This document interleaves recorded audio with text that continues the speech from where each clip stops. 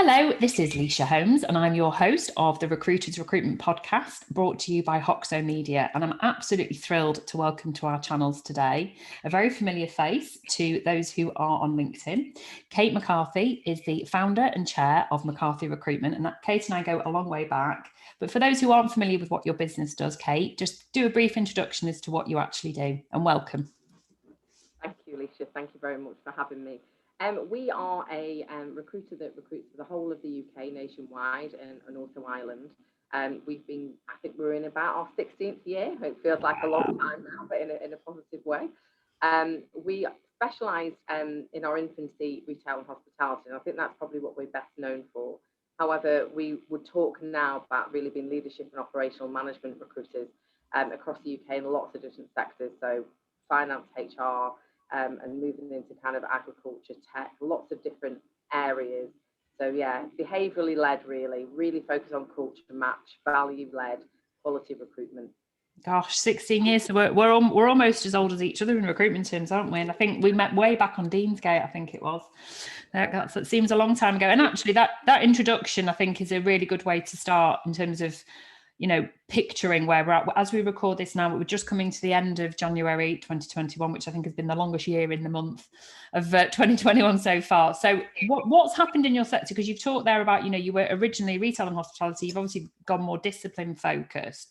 So give us a snapshot of what's happened since COVID began in March 2020. I think for us, we just carried out an MBO in the business as well. So that's why everyone refers to me as chair and founder now. So that's all a bit different. Which was really wonderful because for me, the legacy was passing it on to my management team, and that was always there. And some of those guys have worked for me for nearly 15 years, so virtually since the start. That was about a week before COVID hit. So it's been a really crazy year for us. And I think, look, there was a moment in March where we lost probably 95% of our vacancies overnight, which a lot of recruiters experienced. And a lot of recruiters experienced it, and then it came back quickly because people then went, oh, actually, it's okay. For us, it was a slower burn. And we'd always been pivoting the business, doing something different and trying to re-establish ourselves as a discipline-led recruiter. Mm-hmm. And I think COVID gave us an opportunity to do that and to be forced to do that more. When you're known in a sector and, retailers want to use us, it means that you're almost drawn into that and you keep being drawn back. And I absolutely love that. But ultimately, we wanted to be known for something different. So that's been our focus this year. I think, look, retail has taken a real hammering this year. We've almost gone forward 5 years in a really intensive way. I was on BBC Breakfast this morning talking about the demise of Debenhams and the impact. And I think we're up to 180,000 retail jobs lost. Looking at the amount of people on credit at the minute and looking for benefits is doubled since last March. And furlough is still in place. So furlough is hiding a lot of the reality as well. And, we've lost some big names, Arcadia, Topshop. Would you ever have dreamt of that? Just said I've been in it 16 years. I'm obviously late 40s, and I kind of look and think Topshop was the place to go. Absolutely. And it's just totally changed. And you look at Boohoo buying Debenhams. And people who don't understand retail will look at that and think that's a positive, but ultimately Boohoo are an online retailer. They want to take all the information. They're just going to get rid of everybody, and it's an iconic brand lost again. British Home Stores has gone, and Debenhams has gone. I do hope though that there's opportunities there, and I do think there are businesses that are open. We still want to shop. I don't know about you, Lish, but I love shopping. Me too. Everyone's saying the demise of the high street. I do think it'll turn itself on its head at some point. And young people want to shop as well. Online shopping actually is really difficult. I don't know about you, but when you want to buy something in lockdown and you have to try and look at it on a screen and then you get it and you have to try it on, then you have to send it back. It's actually a lot of hassle. I've got a funny story about that. I've for the first time ever, I bought from ASOS this month, and I bought 4. In fact, everyone who watches the Recruitment Shining Stars, that amazing black blouse with the big puff sleeves, that's an ASOS one. I think I'm on commission for that. But I bought some underwear, and I'm sorry if anybody's offended by this, but it was like cheese string. It did not look like it did on the models, and I definitely bought the right size. So I agree with you. I think it's a very tactile, human thing to do, is to go shopping. It's an event. With your girlfriends, with you, and not just women, but or with you go out, it's a day. And I think there's a lot of retailers that kind of miss that. Debenhams had some brilliant concessions in it. that will be really missed, and I hope they come in other areas. Yeah. I think Marks and Spencers are looking at having Jaeger. They bought Jaeger. Hopefully that'll be part of a concession within a store. And they're also talking to the likes of Hobbs and Sea Salt, for example, about going in there. And I hope they almost take that concession element that Debenhams had and create it, because Marks and Spencers really need to kind of innovate more. Their online presence isn't great, but they've still got this great brand. And actually, because like anything, when businesses go bust, it creates an opportunity for somebody else, because there is a gap in the market. Yeah. Like it or not, they've created a gap. You know, there's my there goes your AirPod. This is live 2021. Sorry, everybody. It's interesting, because I mean, you look at someone like Primark and they refuse to go online, don't they? So I think that's because of margin. That's because their margin's so low. So they obviously they buy volume and they sell volume, and they sell it for a lot cheaper. So obviously we've all been into Primark and gone, how are they selling this for this? I'll buy a tea towel for this. But it's because they're buying in bulk, and if they went online, their margin would be shot. And that's the same as Aldi and Lidl. So it's the same as them in food. So you look at an Aldi, right. and same thing. There's actually, for the food retailers, the margin on online really goes down. So as much as their sales have gone up, their margin's been affected by lockdown. That's true. That's the reality, isn't it? It's all about, sales is vanity, profit is sanity, and it couldn't be truer, really. And it's interesting, actually, and I'm not prepared for this, but I used to go to Germany quite a lot because one of my best friends lived over there, and for me it was such an experience to go shopping, because what they do, and this is interesting for you with retail and hospitality, at sort of in your historical sectors rather than disciplines, but they combine the two. So you go into a shop on the high street, an independent shop, and in there would be a cafe. It would be, somebody would come up to you and say, can I get you a drink? And you'd be like, okay, yes, that would be great, thank you. For free, a free coffee. And yes, of course it was a higher premium. It wasn't that expensive. It was, you might pay a little bit more than you would do in a Top Shop or something like that. And it's not that you felt obliged to buy, but the whole experience felt like this special occasion. And this is going back about 5 years ago. And I remember coming out the shop thinking, this is what needs to happen, because it is an occasion. It is. There's so much that retailers could do to innovate and even make you feel. I mean, for me, I look and think, with all the technology we've got, I'd love to be able to go into a change room and not have to get changed, but actually them just take a profile of me and then and put the dress on and go, okay, so that's what I'd look like, and let's sack that off. How much easier would that be for all of us? I mean, don't get me wrong, you could possibly do that for online, but maybe not in the same way. If you had a scanner, maybe you wouldn't want a body scanner. Maybe we'd all be like, oh, we don't want to see that. I think there's so many different ways to make it exciting for younger people. And, fashion's still important. Homewares, we want to feel it, we want to touch it, we want to go out and buy it. It's just not the same. So for me, I don't think retail is dead. I'm quite passionate about that. When everybody asks me, I mean, the BBC often, it's real negativity, and then I come on going, it's not so bad. We're opening shops, But as a business, we also have to say, well, look, we've recruited for head offices in retail for years, and that's marketing, it's HR, it's finance. Why we're not doing that in other sectors, it's exactly the same. And that's really what it's allowed us to do. It's almost given us space that I wouldn't have asked for, let's be honest, and time where we weren't billing in the same way to say, okay, what else can we do? And that's kind of then snowballed to other things. So it's all been about, I mean, the keywords of pivot and innovation, but also working together as a team, because actually it's been really tough. And anyone watching this that, whether it's homeschooling, stuck in a small house with your husband, which is interesting, and just wanted to get out sometimes, and it feels overwhelming. You're disconnected to your team when you're not together. I've been really vocal about this, that the minute we could get back to the office, I wanted people together, because you connect and collaborate in a really, really different way. It feels disconnected, and pivoted a business, trying to almost be warriors. I was like, we're at war here. We want to still be here at the end of it. And I do think if you're here at the end of it, you'll then carry on, and, we will come out. I'm so glad you used that expression. You to me, when I was observing you during 2020, you are as brutal and candid as they come, and I love that about you. You don't dress it up, and that's where I think we're very similar. I'm often regarded as, don't sugarcoat anything, but you are a warrior. You're an economic warrior, and it was really obvious to me. You were in the worst hit sector, retail and hospitality, but there was nothing negative coming out of you. It was all, this is what we're going to do. This is how it's going to happen. And I agree with you. I think we are a human interaction sector, and I think although if you turn the clock back a couple of years ago, where the biggest threat to recruitment was going to be AI and technology, you've embraced all of it. And actually, that's what's then happened in your market, isn't it? That's what you're saying, that retail and hospitality are at a point where, what can we do to benefit from all the technology that we've lived with, to bring back the human element to it? And I think, that's where the two have collided. And clearly, and that's the one thing that it's really interesting, because everyone's talking about lockdown and the fact we've discovered that we need to be with people, we've discovered that we should connect more. Yet they're still saying AI is going to take over recruitment and technology is going to take over the world. Have we not learned anything? Have we not learned that as a society we need to be connected? That loneliness kills your mental health. Not being together affects us all. Whether it's my 6-year-old that is struggling because he can't hug people, and I think one of the best things that came out of his mouth, and he's 6, he said, "Mummy, everybody wants me to be somebody I'm not." Oh my gosh. So powerful.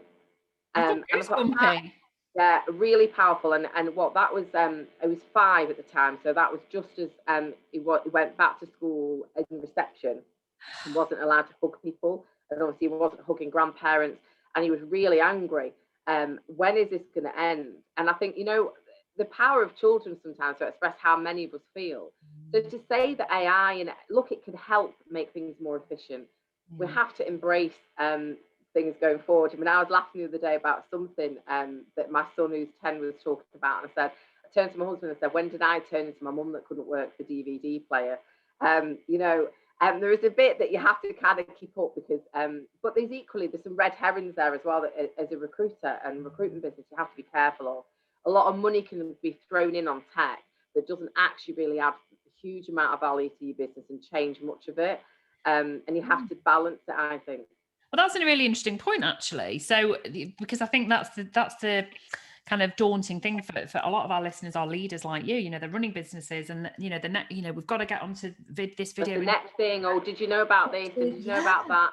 And sometimes I think you can get over and think, oh God, am I going to be behind the pack? Are we going to miss out on something? But I think, especially at the minute, for me, it's all about what's our bottom line. Like, we're not trading like we were trading. That is the reality. We were never going to be able to do that. Yes, we've done well, bearing in mind where we were in March. I think, I'm really, really super proud of the team and everything we've achieved. But ultimately, our baseline costs, you can't change them overnight. You can, in the first 6 months, you could reduce them. You were like, oh, can we have a break here and a rent break? But that has to stop. And I said to our team, September, we're going to be back to reality, and we need to manage the bottom line, and that's really important. So I do think there's a balance with tech. I think sometimes as a business leader, you have to sit back and say, what are we trying to achieve? What is our strategy, and who do we want to be? Because I've never wanted to be the biggest recruiter. I've wanted to be really profitable. That's really important to me. But you know what? The most profitable recruiters aren't always the ones that look all singing and dancing and sexy and have everything thrown at it. It's actually they're throwing away the investment money in things that might not matter. It's a bit like when I talk about culture, Alicia, we've got a beer fridge and we've got a pool table, we've got this basketball run, and we've got all these drinks on a Friday. What do your team actually want? Yeah. Because your team might not want that. Yeah, you might want that, or you might see that as a way to be, or it looks cool, or on Instagram or social media, your business looks really cool. But when was the last time you actually said to your team, what is it that you need, that motivates you, that makes a difference to you? Yeah. What's your common thread? What's your story together? Why are you working? Who are you? Your culture, your culture might be that. Yeah, your culture might be that, and that's great if that's who you are. I mean, we've never been like that. And I think it's important to recruit to that as well. Don't get me wrong, we have some serious fun together. But it's not about going and getting pissed on a Friday night. There's a lot of people that have grown up in our business that have got married, got kids, and changes your And, priorities. and this year, I think, you look at the employees like yourself who have got loyalty. You've created a brand where you are so open and honest. Your communication style has been absolutely exceptional. You have pivoted. You've moved quickly, but you've done it in an obvious way. Like you said, you were already placing marketing and sales and operational people. So why you've not suddenly gone, I know, let's go and do construction or let's go and do life sciences. It's an obvious thing to do. It's low hanging fruit. And I think that in very simple terms, in relationships, the true culture of a relationship is how things are when things are not going well, and how you pull together. And I think that's where you are now in a position. You just mentioned it before. If you have survived thus far, you will now go on to thrive when lockdown inevitably ends. Are there any interesting or exciting brands? Because you talked about this is an opportunity now for innovation. Are there any retail or hospitality brands? Obviously, those are the sort of key sectors you have previously operated in that we should be keeping an eye on. Who's going to be exciting this year? No, I'm not going to say this brand or this brand, but I think there are some. We're recruiting for Brooks Taverner, for example, and I think many listeners won't have heard of them. But this year, it's a menswear brand, and it's got some really, really nice product. And I think we've got about 2 or 3 stores opening in the next 2 or 3 months. Smaller brands, I think, coming up that you might not have heard of that offer something different. Lovely product in that business, and really great culture. But very, very kind of dapper menswear. And I think it's about smaller local businesses as well growing. So, for example, for those of that know Cheshire will know the ice cream farm, and we've been working with them, and we do quite a lot of consultancy as well, Alicia. So it's not just placing vacancies. And I think that's the difference with us. People will come to us and say, look, we've had this retention issue, or we've got a diversity issue, or can you help us actually just look at our recruitment strategy and tell us what we're doing wrong, or what we could do differently, or more efficiently, or better. And sometimes that doesn't mean recruiting for brands. Sometimes I've gone into brands before and said to them, well, you don't need an external recruiter. What you do need to do is tweak this, and wow, we're so much more efficient. And don't get me wrong, if there's ever a need, I know they'll come to me. So that's the honesty piece as well. So there's some brands out there that are smaller, like the ice cream farm owner a play business that they're looking to grow when lockdown comes out, and we've been talking to them about even doing some training with them. So us being involved, training their teams on service, all the things that we're really passionate about and know. And our training and consultancy arm has grown hugely this year. I love the fact that people can pick up the phone and say, okay, this is where we're at, what do you think? And I had a really interesting conversation with the business only 2 weeks ago. And to be fair, he said to me, I only said I'd have a chat with you because you're on the BBC, I'm quite intrigued. You're a recruiter, he said, and when we started talking, at the end of it, he said to me, I'm going to be really brutally honest with you. I just thought you'd be another recruiter wanting to fill vacancies. And he said, I've absolutely loved your insight into recruitment, what we could be doing differently, culture, behaviours, competencies, how are we recruiting, is this working for us? And I'm doing a week of consultancy for them in the next couple of weeks, advising them on their entire recruitment strategy. That's what I'm really passionate about. Yeah, you can see, for anyone that's watching on YouTube, you can see Kate is getting very animated, but for those listening, it's just because you can make a difference. Exactly. But to me, that's what recruitment is, and that's where it's been so lost over the last decade. It's become so transactional, and what you're doing is partnering your client in terms of their needs, and that's integrity, that's consultancy. And I think that there are lots of companies out there probably thinking maybe that's all we need to do, and very often all people think about is that the placement fee, but actually there's so much more opportunity. Oh, it's not. And actually for me, if you're placing with loads of clients and having to do loads of BD, but then you place once and you don't place again, there's something not right. I'm so proud of the fact that we've got clients and people that we work with for that 16 years. And for me, I think I would say recruitment about 22 years, but slightly longer than that now, I think. But I've got people that I worked with in my early 20s that I still recruit for now as a business. Amazing. And it's great. And actually brands that they work for that don't exist now. And we smile and laugh and say, oh, do you remember those days? We've almost grown up together in their career and ours. But that's because you're honest, you're open, you do what you say you're going to do, and it's not just about filling that vacancy. No. it's about, and people talk about it, but they don't really mean it. No. They've not got that real strong connection behind and it. care.